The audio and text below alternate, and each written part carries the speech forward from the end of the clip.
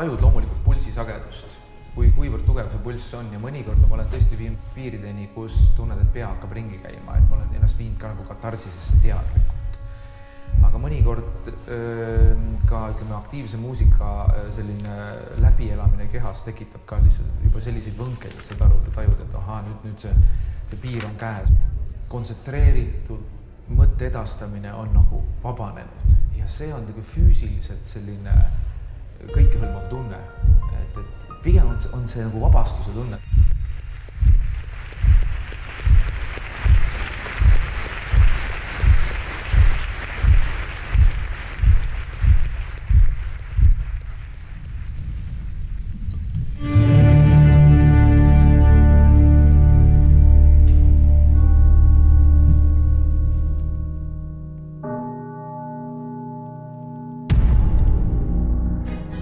Amsterdam on tegelikult juba märk kunstist, märk muusikast ja sümbioos just selle kõige paremas tähenduses. Seetõttu Amsterdam minu hinges tekitab alati eriti sooja tunde.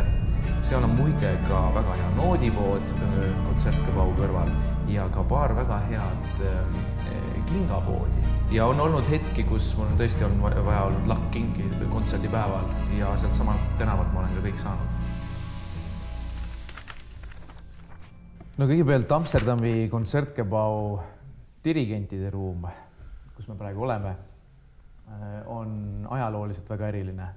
Ja loomulikult see dirigentide ruum on ju mõeldud selleks, et astuda lavale suurele Kontsertgebau tõesti ajaloolisele poodiumile, kus siis tegelikult on ju seisnud kõik maailma suured dirigendid. Nii Eesti dirigendid kui ka tõesti aegade algusest juba dirigentide kooli sellised põhikujud, Herbert von Karajan, legendaarsed maestrod, aga ka Gustav Mahler ja nii edasi. Et see maja on näinud väga palju suurte teoste maailma esiettekandeid ja just Gustav Mahleri teoste esitamistraditsioon on siin väga tugev.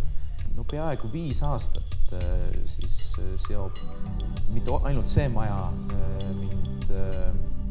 minu tegemistega Amsterdamis, aga ka paljud teised kontserdisaalid, kui ma olin Madalmaade Kammerkoori peadirigent. Ja seda sümpaatsem on praegu olla siin tagasi külalisena, aga et laval on Madalmaade Kammerorkester, Madalmaade Kammerkoor ja selline taaskohtumine ja õnneks ma olen olnud juba siin laval, et sellist esimest närvi enam ei ole, aga see on selline üks sellistest maailma tuntumatest saalidest, mille ees on alati suur aukartus ja lugupidamine.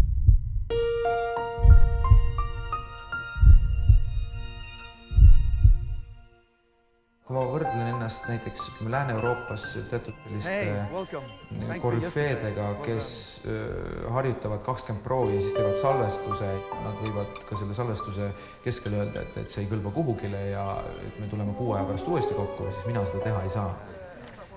Mis ei tähenda, et ma peaks oma kvaliteedis või taotluses alla. Listen, the collective. So like a tenuto marcato, so not a slow accent, like you see a nuclear explosion from distance. Bar 2.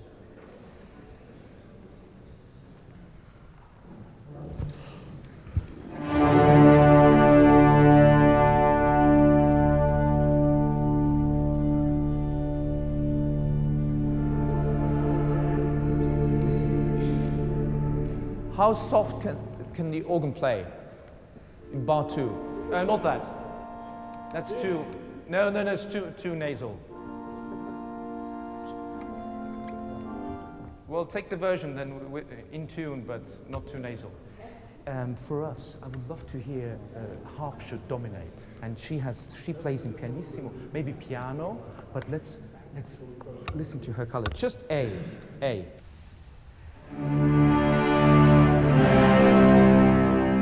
Gabriel Fauré ongi just tuntud kõige rohkem eelkõige oma Requiemi poolest ja see on tõesti teos koorile orkestrile. Me teeme siin natukene kammerlikumas seades ettekande, kus on ka sooloviiul ja suur kontsertgebau orel ja orkester ilma viiuliteta.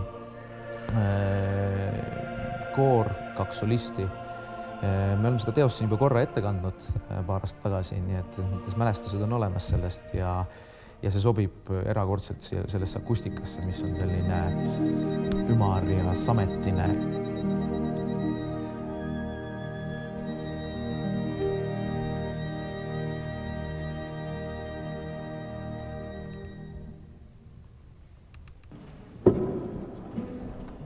Bar 25. Bar 25, please. Could we have a G? Thank you. Third movement, bar 25.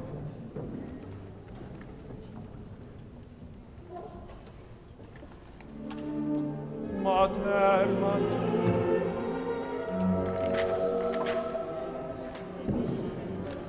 Yeah. Third movement is still to come. I'm talking about second movement, obviously. I mean, before the finale. The slow movement, yes. Sorry about that. Listen, lovely. In this movement, especially in the beginning, let's try to be really French.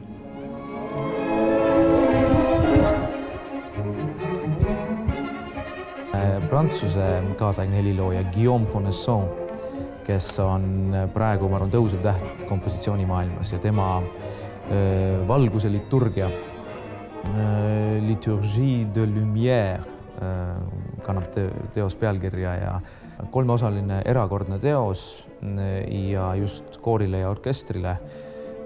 Selles teoses on kogu Prantsuse muusika ajalugu, aga samal ajal ka helilooja omanäoline käekiri. Lovely, bravo.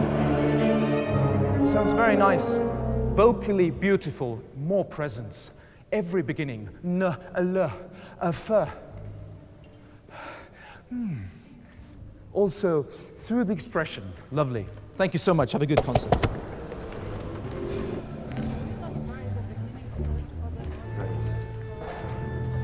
So I finally have it. So I know what's the program. Yeah, lucky. Just in time. Excellent.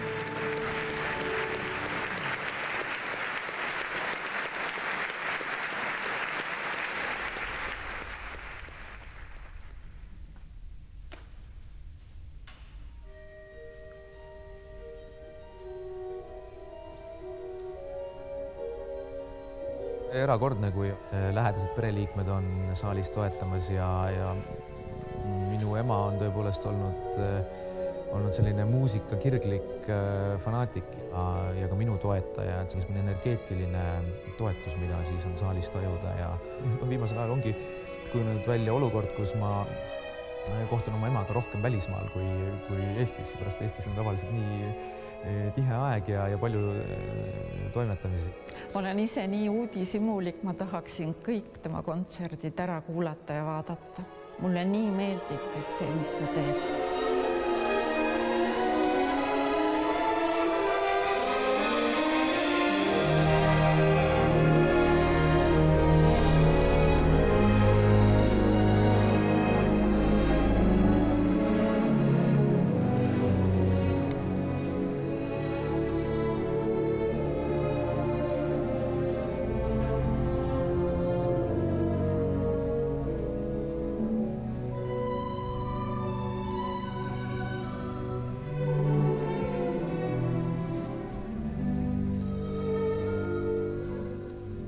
Ta on üks selline päikesepoiss, et kui sa ütled Risto, siis ma tean, et midagi toredat on tulemas. See pakett kokku on niivõrd õnnestunud, ta oma välimuselt ka inimesena on ju niivõrd šarmantne ja kaunis mees.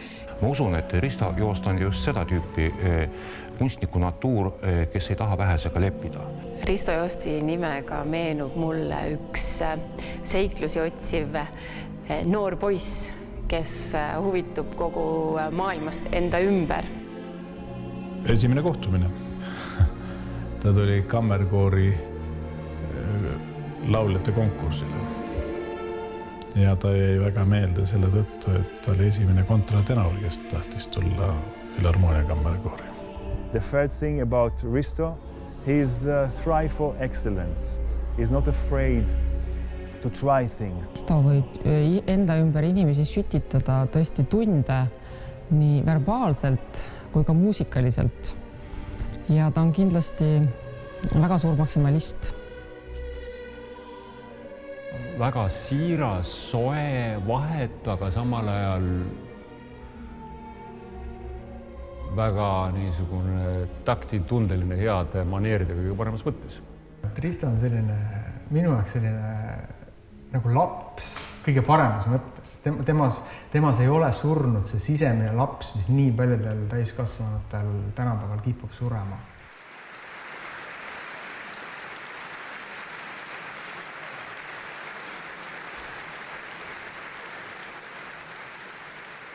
Ma tunnen, et ma olen alles alguses. Mis puudutab minu enda eriala, dirigeerimist, muusikat tervikuna, muusikamaailma, see on lõputu teadmiste ahel, mida saab ainult avastada juurde. Nii et kui ma suudaksin hetkel vastata, kes ma olen, siis ma arvan, ma olen üks õnnelik inimene kahtlemata. Et minu teele on sattunud inimesed, kes on suunanud mind sellistele radadele, et ma saan läbi muusika nautida seda elu, kohata erakordseid inimesi, töötada selliste muusikutega, kellelt mul on iga päev õppida. Alati on peale kontserti nagu eriline tunne, kui läheb, ütleme enam-vähem selles suunas, nagu oli plaanitud. Kunagi ei tea, aga sellises saalis sellist lugu. Erakordne.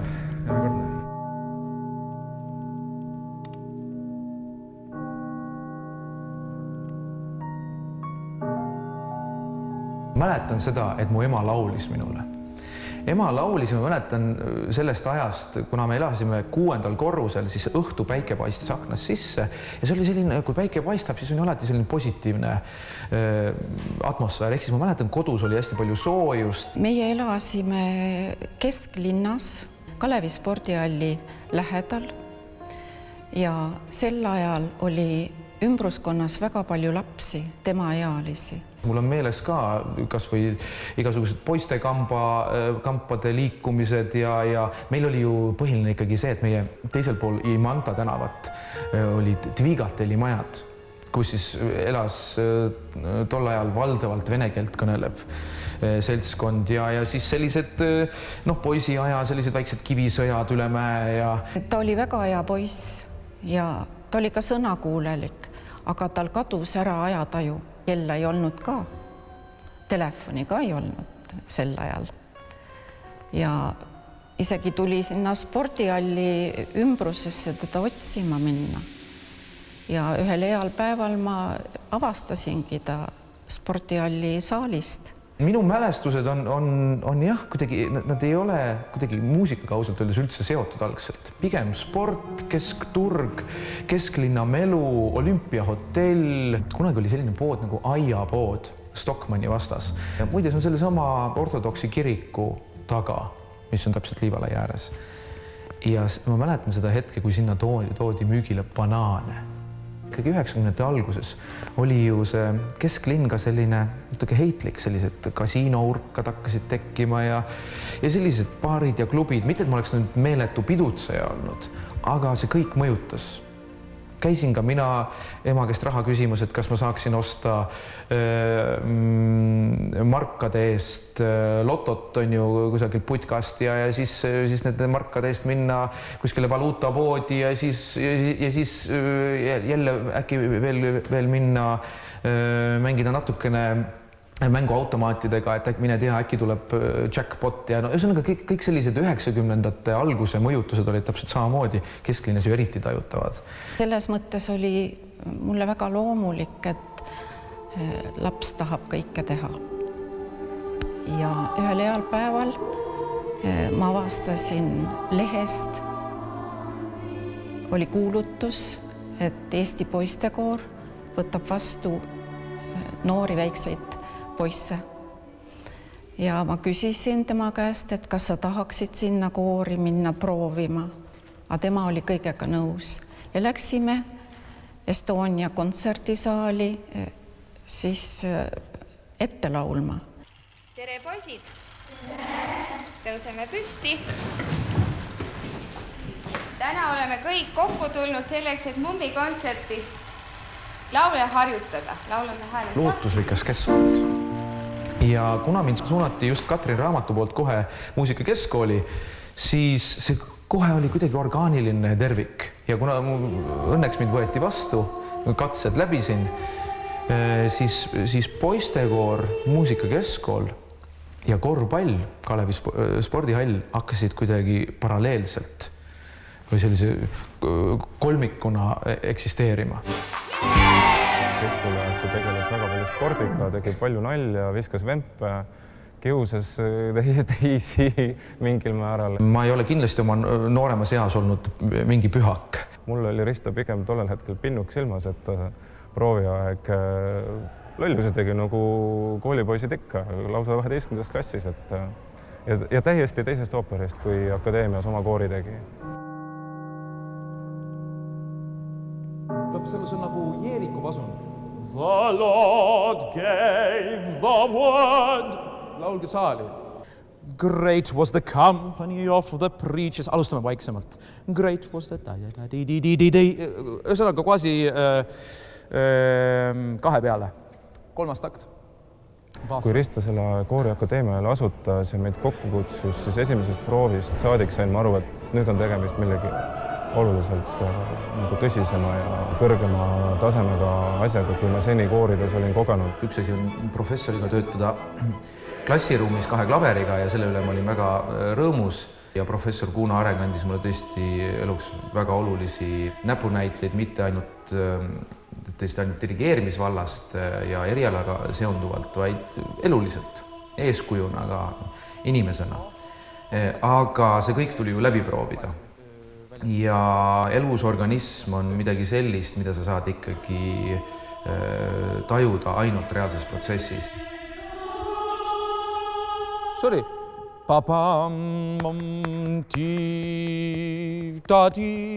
Tegelikult see on kõik tempos. Voces Musicalesega töötades ma usun, et nii Risto ise kui ka koorilauljad katsetasid täiesti reaalselt inimvõimete piire.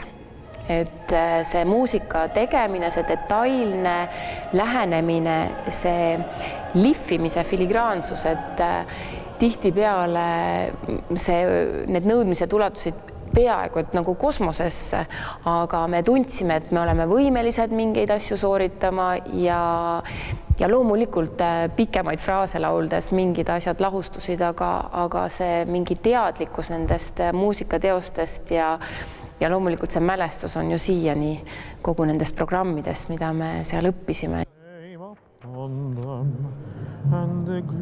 Ja tänu sellele samale kollektiivile olen, ma arvan, mina see, kes ma olen praegu, kuna ta andis mulle võimaluse eksperimenteerida, katsetada.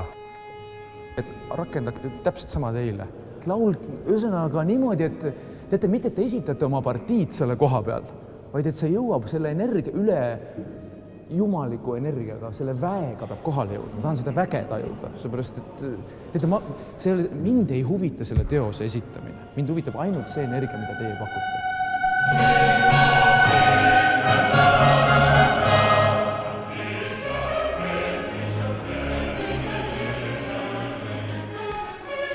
Risto valiti Viini õppima vahetusüliõpilaseks Muusikaakadeemia poolt oma tublide tulemuste pärast ja sellega kaasnes stipendium. Aga see ei olnud terve aasta ringis. Viinis alustas ta kohe tööd Schönbergi kooris. Tema õppejõud oli selle peadirigent ja kutsus Risto sinna õppima ja ta sai väikest lisateenistust. Ta käis vahepeal Tallinnas kontserte andmas. Jälle ta sai väikseid honorare ja niimoodi ta koolitaski ennast.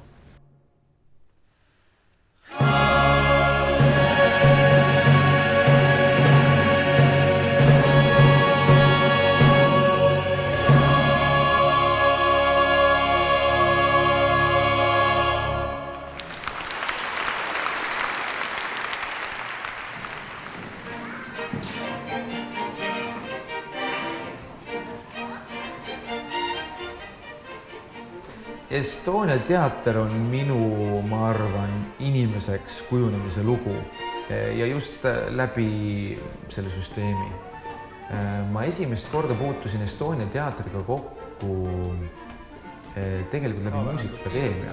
Kui Muusikaakadeemia ooperistuudio tegi ettepaneku juhatada sellist projekti nagu jällegi Mozarti ooper La Finta Giardiniera. Aivar Mäe sai peadirektoriks ja kutsus mind teatrisse, aga ühtlasi seal siis tekkis selline olukord, et oli vaja ka kooriga tegeleda ja ma võtsin vastu nagu 2 positsiooni, nii dirigendi kui ka siis peakoormeistri positsiooni. Ja ma olin peakoormeistri kohal 2 aastat ja see andis mulle võimaluse tõesti õppida seda teatrit seespoolt tundma. Teater ongi suurepärane. Midagi ei püsi paigal, olgugi, et sama etendust mängitakse korduvalt ja korduvalt siis. No tšau, rõõm näha. Hey man, good to see you. At the end, yeah? Right. No kuule, siis teeme vähemalt koogid korda. Hey, buongiorno. Tere! Selles niisuguses alati rõõmsas olekus on alati ka üks väike võti olemas, mis avab uksi. Kuidas te täna oma temposid soovite? Kas liiga kiirelt või liiga aeglaselt? Ja nii ongi.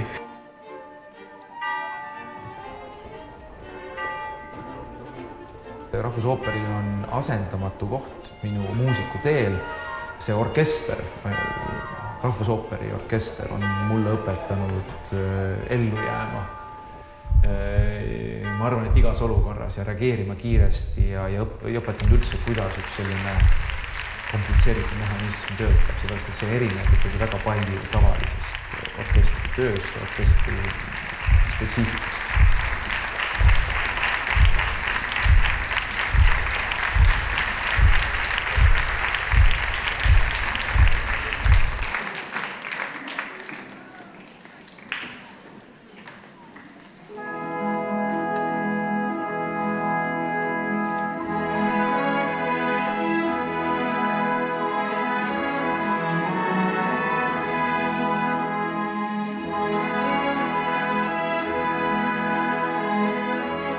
Kujutaks oma elu ette ilma muusikateatrita. Ma arvan, et ma tunneks ennast väga imelikult, kui ma aastas ei juhataks paari ooperit ja samuti ka balletti. Et muusikateater on mulle hästi hingelähedane, aga see ei tähenda, et ma tahaksin ainult selles keskkonnas viibida. Niipea, kui muusika muutub teatrimuusikaks, siis hakkavad mängima teised reeglid. Sul võib olla imeline, vaikne muusika ja kontserti situatsioonis sa hoolitsed selle eest, et see oleks tõeliselt nii vaikne, et ükski prožektori sirin ka ei häiri seda. Sa oled niivõrd tundlik, et see oleks absoluutne muusika. Aga niipea, kui see on teater, siis võib selle vaikse muusika ajal sul pea kohalt mingisugune tulejuga või rakett lennata.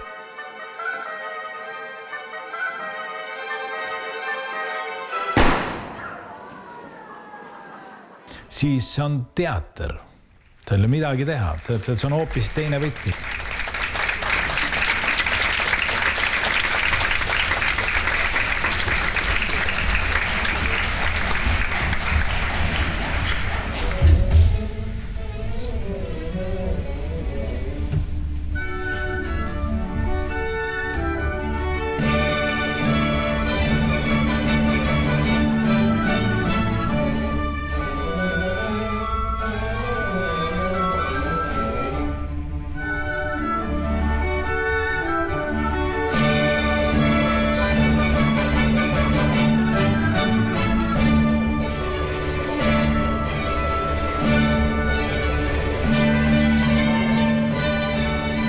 Muusikateater on üks kõige suurem diplomaatiline keskkond, mida üldse võib ette kujutada. Kõigepealt erinevad väga jõulised struktuurid saavad kokku.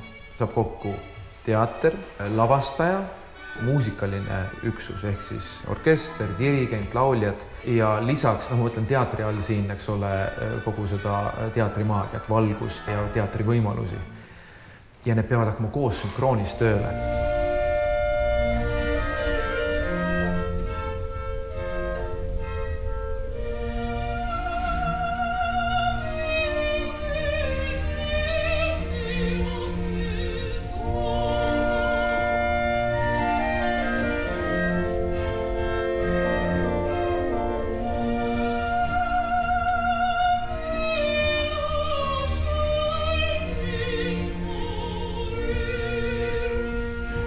sa pead olema inimene, kes suudab teistele teha head.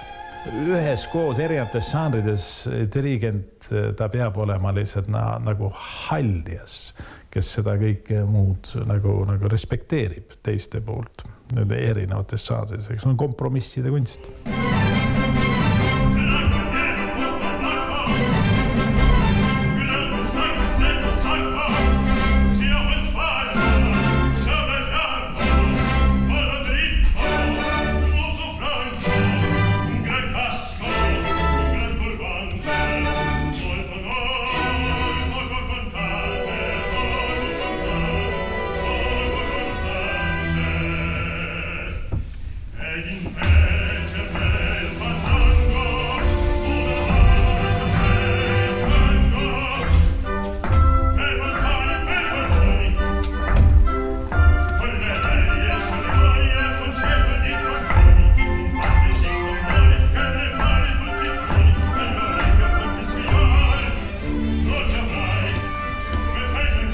Operiteatris balleti dirigeerides saab nagu julgemaid poognaid tõmmata, siis ma tunnen pärast, et mul oleks ka nagu selline 500 kalorit kulutanud.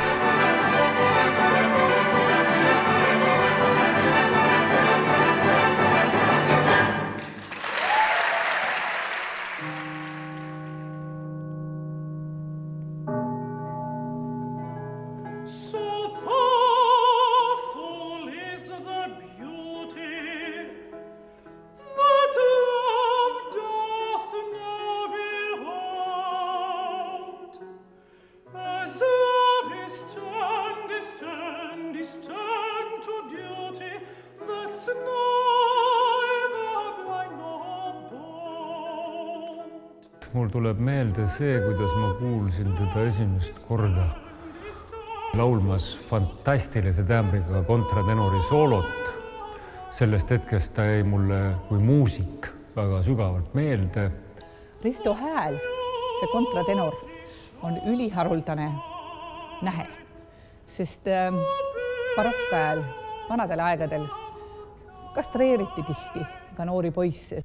Minu meelest just nimelt barokkmuusikasse ei ole midagi ilusamat kui ühe kontratenori tämber.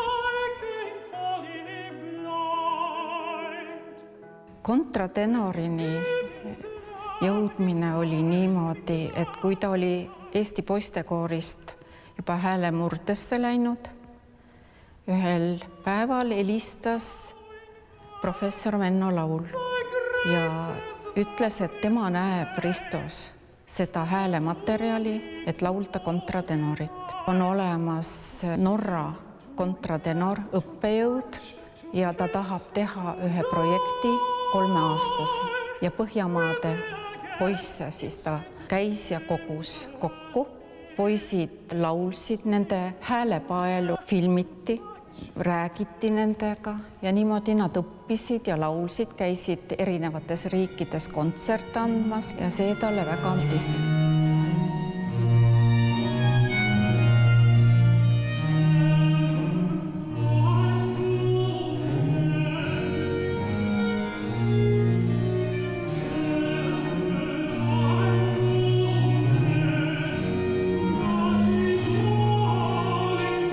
Tegemist on väga haruldase hääleliigiga ja hääle tekitamisega. Tänaseks me oskame rohkem võib-olla seda hinnata ja väärtustada.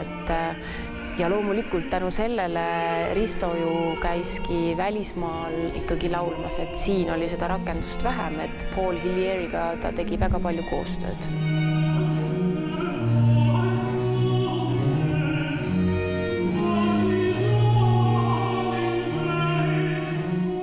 Me räägime Eesti muusikast, siis ta võiks olla näiteks vabalt ühe barokkooperi püsikoosseisu liige ja laulda kõik kontratenori partiid, sest seda tööd jätkuks eluks ajaks. Muusika poole pealt saab kontratenor tööd Maa ja ilm.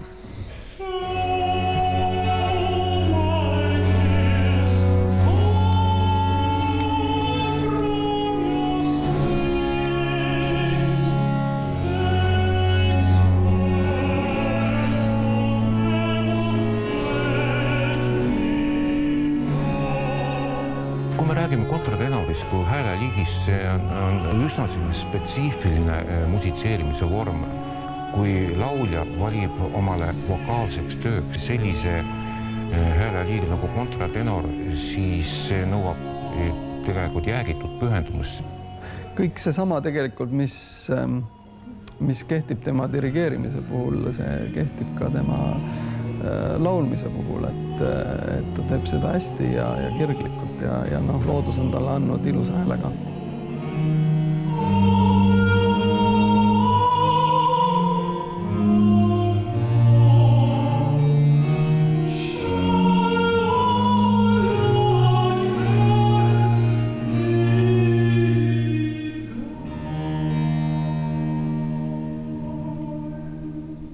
Muusika on üks eriline vorm, mis tegelikult viib meid kokku erinevate maade traditsioonidega, inimeste sugupõlvedega, nende juurtega.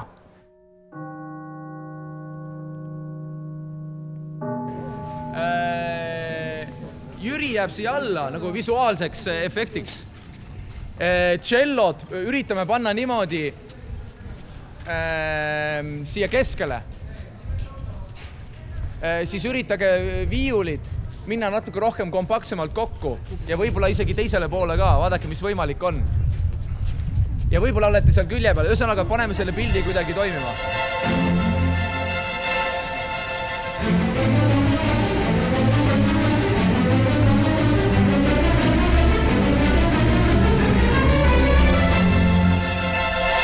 Mäletan väga hästi, kuidas astusin Tallinna Kammerorkestri ette esimest korda. Ma olin õppinud Viinis nüüd natuke aega. Selline juba mingid ootused, ma arvan, inimestel olid. Ja ma tulin esimesse proovi ja ma mäletan, võib-olla see oli esimese minuti või 10 minuti jooksul kohe läks sassi, mingisugune taktimõõt läks valesti. Ja ma olin seda kava ikka korralikult õppinud, seepärast et ma võtsin seda väga tõsiselt enda jaoks, et nüüd on ikkagi selline võimalus ja aga siis ma mäletan seda tunnet ka isegi, et selline soe judin käis kehast läbi, et nüüd ongi kõik läbi. Aga nad olid väga sõbralikud ja toetavad ja muusika oli nende jaoks ka ju uus ja ega see, et üks taktimõõt segamini läheb, seda juhtub ju kõikidel dirigentidel varem või hiljem. See õnneks ei mõjutanud tulevikku ja Tallinna Kammerorkester on olnud minu muusikaline kuidagi tsentrum nüüd juba väga pikka aega. Risto saamine kunstiliseks juhiks oli muidugi selline võib-olla natukene ebatavaline. Et kuna ta tuli 2013. aastal Tallinna Filharmooniasse, orkester ise teda kutsus oma peadirigendiks. Tema esimene periood oli 3 aastat, mis on tavaline. Ja siis oligi küsimus selles, et kas orkester soovib, et Risto jätkaks nende kunstilise juhina. Ja orkester, me tegime orkestri hulgas küsitluse ja see tagasiside oli konsensuslik, et kõik soovisid, et Risto jätkab. Ma arvan, et ikka põhiliseks kujuneb see töö, mis inimene teeb ja selle järgi nagu valitakse. Sa võid ju käia ja juhatada seda kollektiivi, aga see põhiline võti on see, et kas sind kutsutakse tagasi ja Ristot kutsutakse. Ta ongi selline väikese poiss, et ta tuleb ja pillimängijatel on temaga koos hea olla ja samas on ta töökas ja armastab töötada detailidega. Päris kindlasti dirigendi valimine orkestri ette ei ole mitte mingisugune viikinglottomäng, eks ole. Need, kes pildile jäävad, need on antud olukorras kahtlemata parimatest parimad.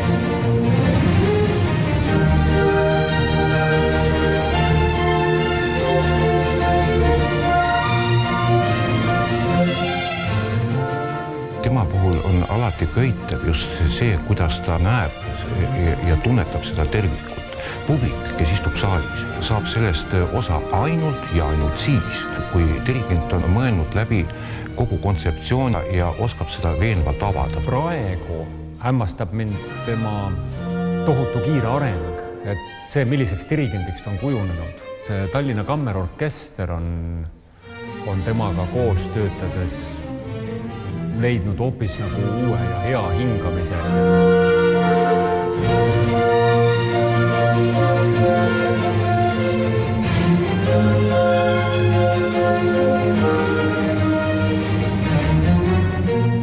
Ma arvan, et ta on juba praegu väga küpse muusik, ta on valmis, aga ma väga huviga ootan ka seda aega, kui ta on veelgi pisut vanem, et kuidas ta siis neid asju teeb.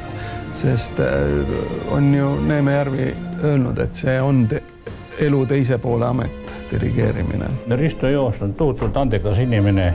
Ta on noorest pärast kogu aeg jälginud minu tööd nii mitmel pool, nii sümfooniaorkestris püüdnud olla assistent mul ja ma oleks soovinud väga, et oleks mul assistent olnud ja ta oligi, aga me kunagi ei saanud teda kasutada kui assistendil, ma alati olin ise kohal. Ta on absoluutne korüfee ja siiamaani suureks eeskujuks ja ei ole karvavõrdki oma oskustes järgi andnud. Mina olen isiklikult tema meistrikursusel osalenud 2 korda.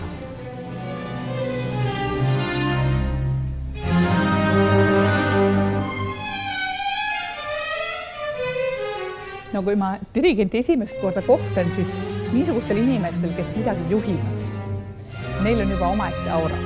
Kui nad juba ruumi sisenevad, on nad niisuguse tugeva keha keskpunktiga, et nad hakkavad silma. Ja ma usun, et Ristol on selles orkestri kõlas väga suur roll, mis tänaseks siin on. Sest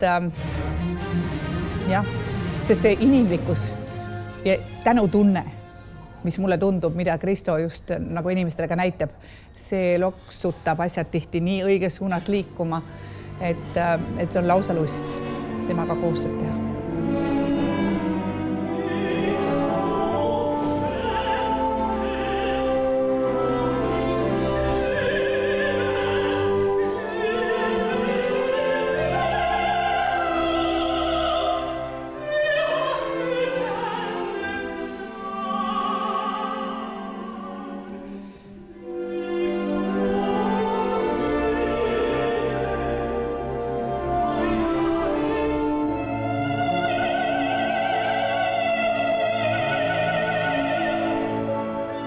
Muidugi ma olen vaimustatud ka kammerorkestri professionaalsusest ja nende arusaamast nende asjade vastu, sest maalerid täna mängida kammerorkestril ei ole lihtne.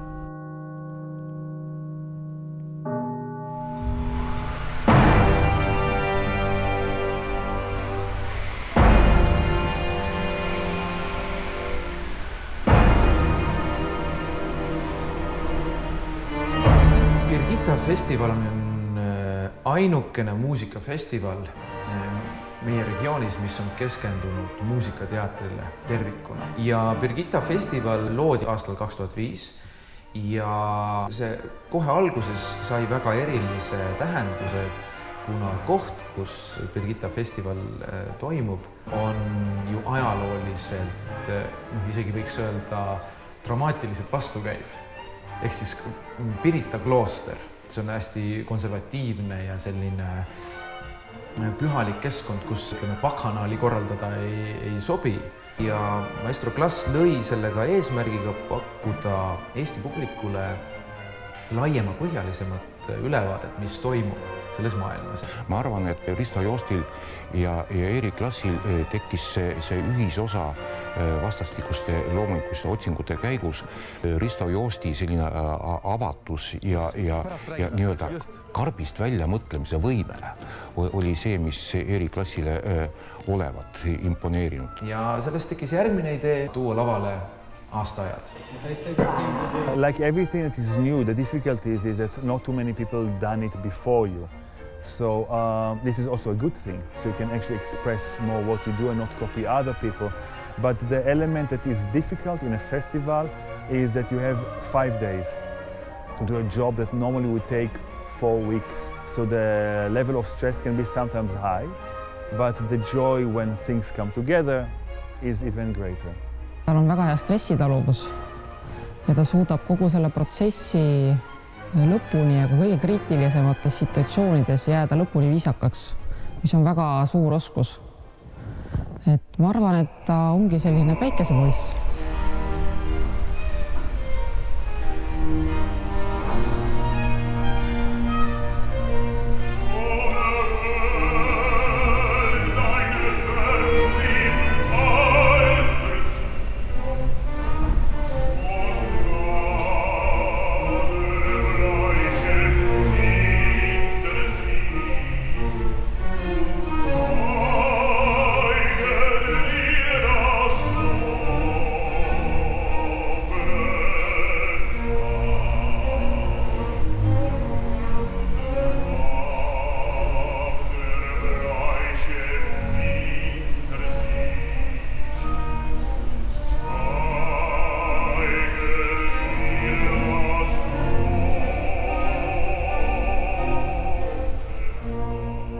I think Risto breathes music.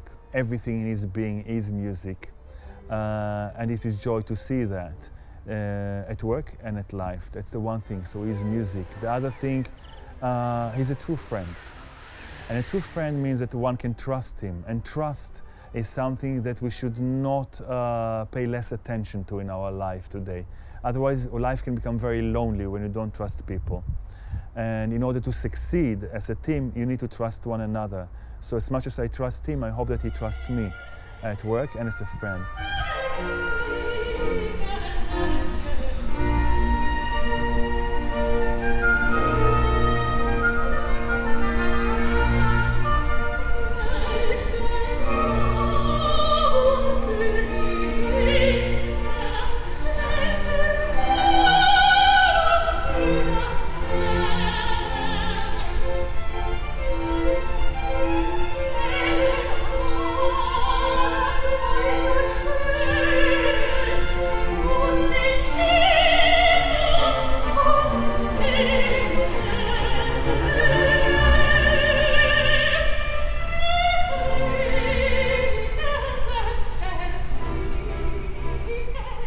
Sa lähed oratooriumi puhtat muusikat kuulamas, on üks maailm, niipea kui öeldakse on lavastus, siis sa arvesta sellega. Risk käib alati kunstiloominguga kaasas. On käinud seda hallidest aegadest saadik ja tõenäoliselt käib ka edaspidi, sest et kunst on inimtegevuse valdkonnas, kus ei ole absoluutselt mingit garantiisid. Ma ei kujuta ette, mis Joosep Haydn sellest oleks arvanud, aga sisetunne ütleb, et ma arvan, ta oleks seda päris lahedaks pidanud. I think ego is not a negative thing. Otherwise, you would not be a conductor, you would not be a director.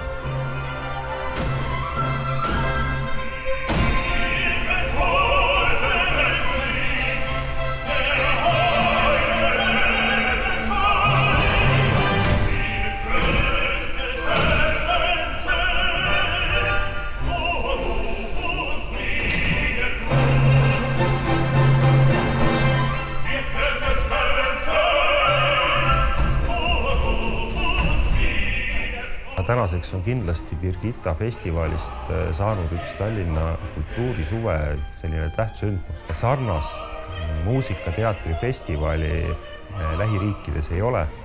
Ühelt poolt on see loomulikult muusikafestival, aga teiselt poolt on ta kindlasti selline turismi propageerija. See toob siia inimesi ka teistest riikidest mitte ainult esinema, vaid ka kuulama ja tutvustab Tallinnat terves maailmas.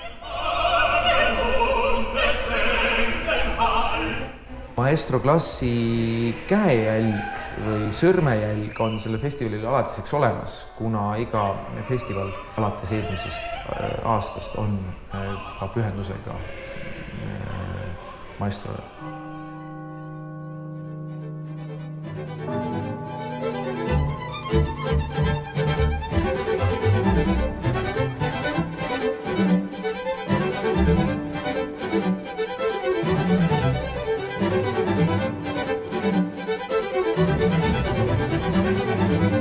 Dirigendi ea mõistes on ju tegelikult ta veel noor dirigent ja ta ongi täna selles eas, et ta peabki olema kõikidel mandritel, kõikide võimalike kollektiivide eest, et ehitada endal seda kontaktide baasi ja dirigeerida nii palju muusikat, kui see on võimalik, sest läbi selle kogemuse tekib ju see oskus ja see võimalus saada tõeliselt suureks dirigendiks.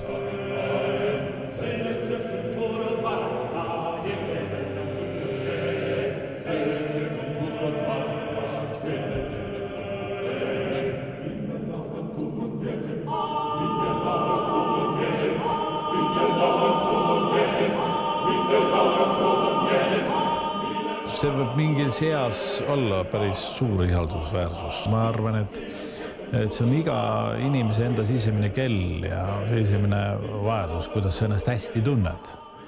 Ühtepidi sa oled, seda nimetatakse rattas olemiseks. Et sa oled ja sa ei saa sealt välja, kui sa selle mahiinaga kaasa lähed.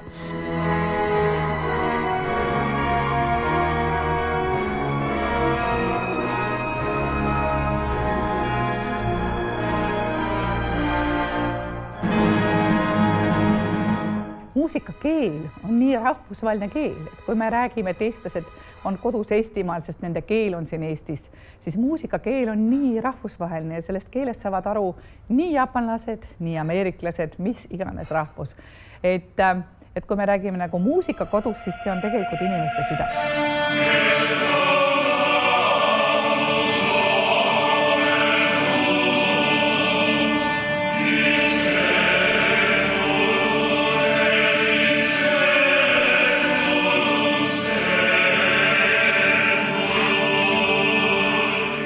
Missioon on igal seltskonnal on ainult üks, et see, mida siin tehakse, on kaasaegses tähenduses kõige normaalsem vaba maailma kunst. Ja see missioon, mis vaba maailma kunstil ongi hoida seda vabana.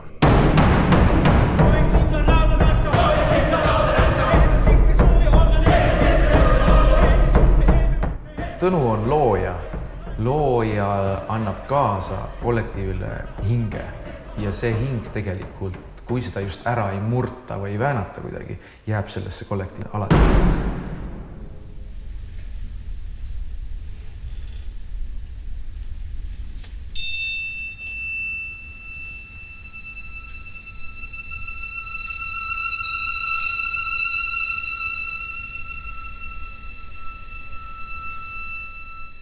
Missioon on ikkagi seotud Eesti kultuuriga.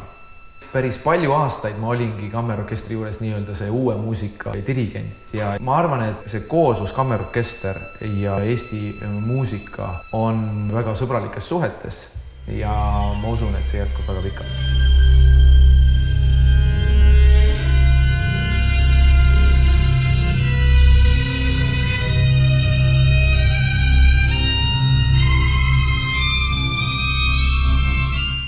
Meie inimesed ei hakka kummardama seda heli, mis tekib seal 1000 kilomeetrit eemal, et oi, et seal on kontsert.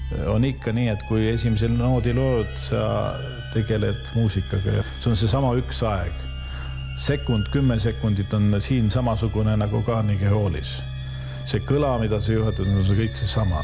Ma ütleksin, seda võib öelda, et siin Mustpeade saalis saavad inimesed rahulikult kuulata rahvusvahelisel tasemel muusikat. See kvaliteet on sama kui seal.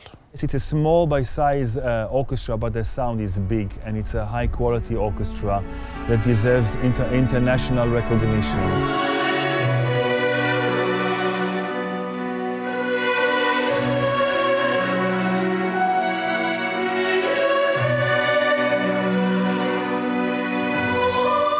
See on Eesti muusika visiitkaart. Seda, kuidas me siin oleme ja kuidas me mängime ja millist muusikat me mängime ja millise tooniga. Ma arvan, et Tallinna Kammerorkestril on välja kujunenud oma toon. Ja ma arvan, et Ristol on väga suur teine siin.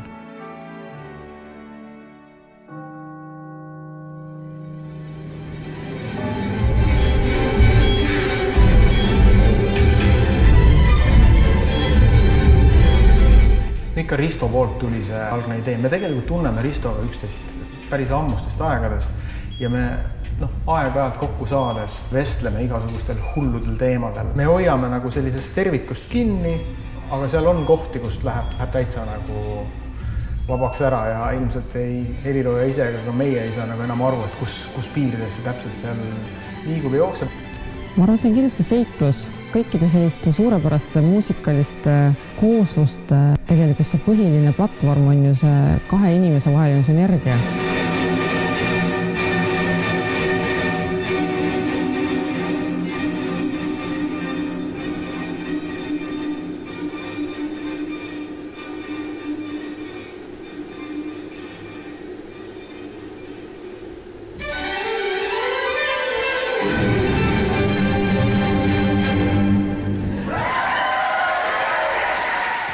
Mitmed 100 miljonid mõistavad seda keelt ja küsimus ongi, et millist keelt keegi tahab rääkida ja mis temale nagu oluline on. Et seetõttu mina arvan, puutumine kokku teiste žanritega on ainult tervendav. Ma arvan, et ükstaspuha, kas oled dirigent, näitleja, instrumentalist või midagi, mõistlik on enne lavale minekut kontrollida, et kas sa hingad vabalt. Öeldakse ju, et kui inimene on surmasuus, siis käib terve elu korraks viuhti silma eest läbi. Ma usun, et mõned minutit enne lavale minekut kõige olulisem sellest partituuris käib nagu läbi sellepärast, et kui sa tead, mida sa täpselt tahad, siis tuleb orkester sinuga kaasa. Ma veel niimoodi enda jaoks veel mingisuguseid asju natukene veel lihtsalt kirjutan üle, et see on proovid on ju kõik ammu tehtud ja lihtsalt mulle kuidagi mõnikord ma nagu kinnitan enda jaoks lihtsalt tead, see on ka ausalt öeldes rahustav tegevust veidikene nagu sodida nooti. Et lihtsalt see tõesti, see on nagu ütleks aamen selle peale.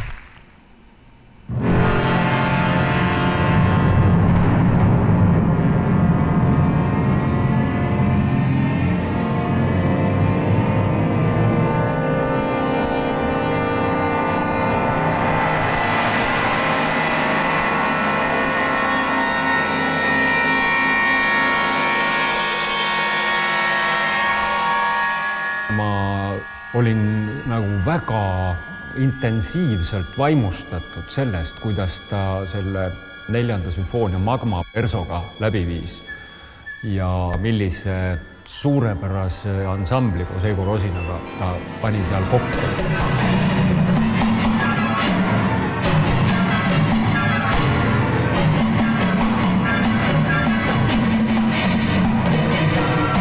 Mul on tunne, et tema puhul ikkagi käivitavaks jõuks on mingisugused helid, ükskõik millised need ka ei ole, et need panevad ta särama ja annavad talle jõudu ja energiat. See energia, mis ma välja annan, see tuleb ka tagasi. Energia saab olla tasakaalustatud ainult siis, kui on mõlemad pooled aktiivsed, et jõuda keskele.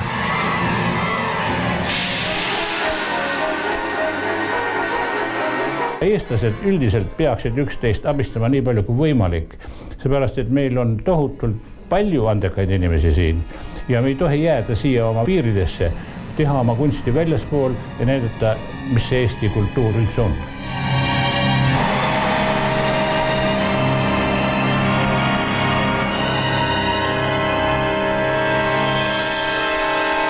Praeguses keskkonnas, kus on võimaluste paljusus ja konkurents äärmiselt tihe, veeta oma elu muusikuna täiskohaga on suur privileeg. Kuidas öeldakse, iga mees on oma saatuse sepp ja oma õnnevalaja. Mulle tundub, et Risto on igati ära teeninud selle õnne, mida ta endale on valanud.